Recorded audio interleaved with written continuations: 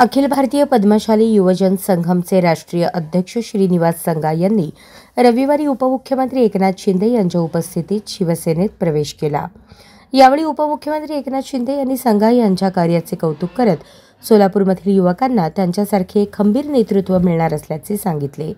प्रवेशाच्या वेळी अक्कलकोट, दुधनी व मैंदर्गी नगरपालिका निवडणुकांच्या प्रचार सभेत श्रीनिवास संगा यांनी पक्षात सामील होऊन उपस्थितांना अभिमान वाटला। कार्यक्रमाला माजी मंत्री सिद्धाराम म्हेत्रे, जिल्हाप्रमुख अमोल शिंदे, राज्य प्रवक्त्या डॉक्टर ज्योती वाघमारे, नेते महेश साठे, अमर पाटील, शंकर म्हेत्रे, सोलापूर शहर प्रमुख सचिन चव्हाण आणि शिवसैनिक मोठ्या संख्येने उपस्थित होते। संगा यांच्या नेतृत्वाखाली शहरातील युवकांमध्ये निर्माण झालेली चळवळ आणि उत्साह पाहता आगामी महानगरपालिका निवडणुकीत शिवसेनेला मोठी बळकटी मिळणार असल्याचे अपेक्षित आहे।